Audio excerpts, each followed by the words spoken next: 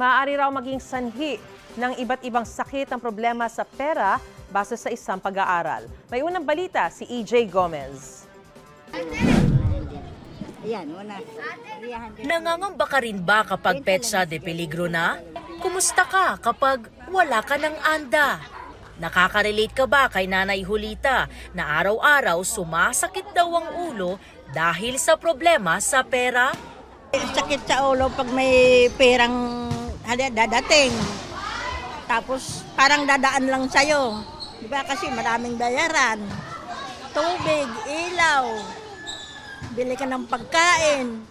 Parang wala na. Tapos may mga utang ka pa, hindi ka makabayad. Dahil kulang yung pera. Masakit sa ulo. Oo. Kasi marami kang iniisip ng mga bayaran. 11,000 pesos daw ang buwanang income ng kanyang pamilya. 5,000 piso mula sa kita sa pagtitinda at 6,000 piso mula sa pensyon ng asawa. Hindi raw sapat kumpara sa gastusin nila buwan-buwan. Lalo pat sagot din daw niya ang 9 na apo. Kaya naman madalas sa pangungutang daw ang bagsak niya. Utang kami doon sa iba, ibabayad sa iba. Parang ano-ano lang, paikot-ikot lang. Si Nanay Erlinda naman, itinuring na isang kahig isang tuka ang pamumuhay. Sa pagtitinda ng mga candy niya kinukuha ang pangtustos sa araw-araw. Ang kita nga sa buong maghapon, aabot lang sa 150 pesos.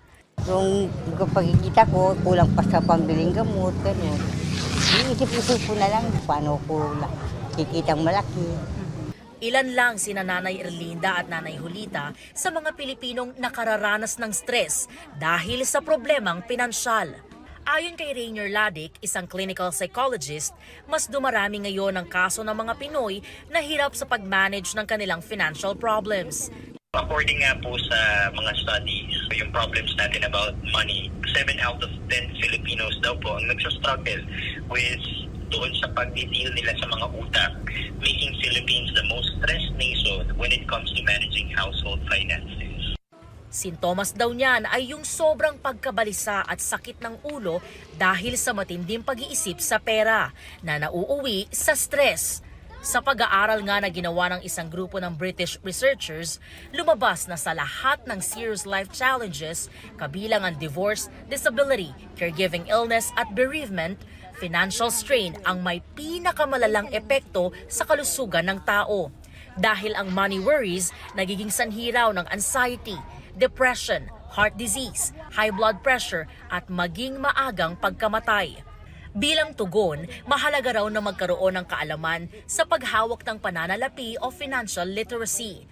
May trabahong mapagkukunan ng panggastos at kung kinakailangan, magpatingin sa mental health professional, huwag daw ikahiya.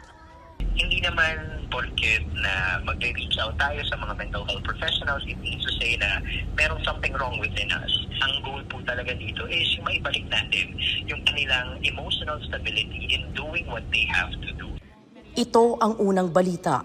EJ Gomez para sa GMA Integrated News.